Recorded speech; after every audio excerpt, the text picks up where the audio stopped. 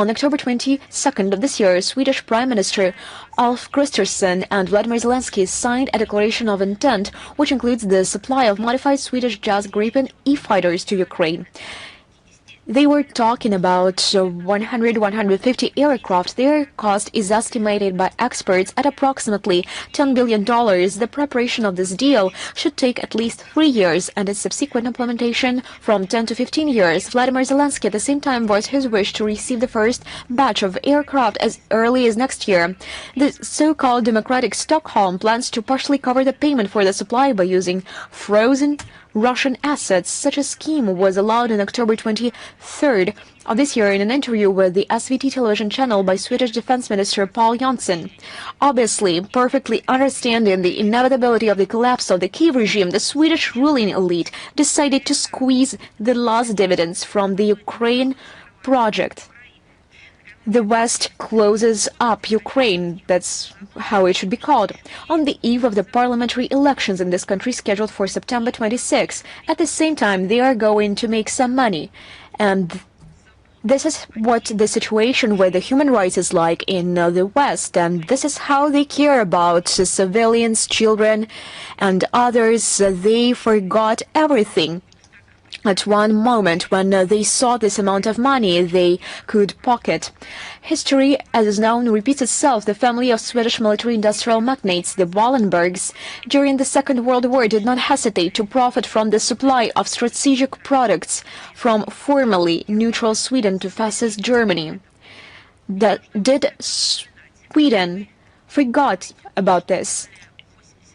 Let us remember what you were doing 80 years ago. The current generation of Wallenbergs is going to extract benefits from the Ukrainian crisis and dreams of participating in the division of sovereign Russian assets blocked by the Europeans. This is nothing but the Swedish business supporting neo-Nazism. Moreover, Sweden officially participates in funding the terrorist group and the killing of civilians. And no one will ever forget this.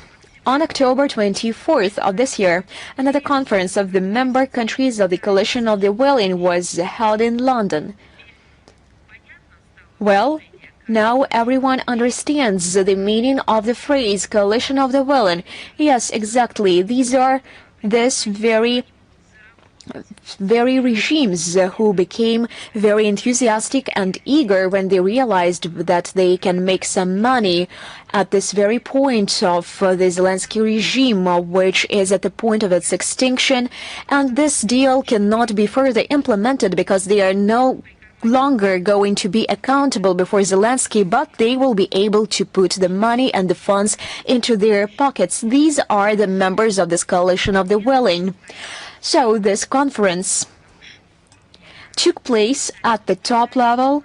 It was co-chaired by Britain and France. However, it was not possible to convene a full-format summit. Many participants, including one of the co-chairs of the event, French President Macron, joined remotely.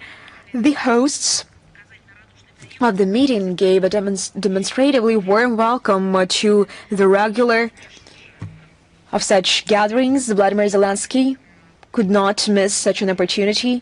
He was received personally at Windsor Castle by King Charles III with a salute and the inspection of the guards. There was an impression that those were some leftovers from the Trump visit. Apparently, being impressed by all this, the head of the Kyiv regime launched into verbiage on the topic of endless terror and ruthless strikes by Russia on the Ukrainian energy system. But there was the slip of the tongue. He also thanked the sponsors for the promises of financial support, but he forgot to mention in London where this money goes and how many children died that are allegedly cared about, due to the reason that those so-called democratic states arm Ukraine and arm Zelensky, send more and more money to Ukraine, to Zelensky. They also provide political assistance. They do this rigorously without consideration to their own principles. Also, Zelensky spoke in favor of a more substantive diplomacy, which in his view would be realized through political pressure, sanctions, and the supply of long-range weapons to the AFU,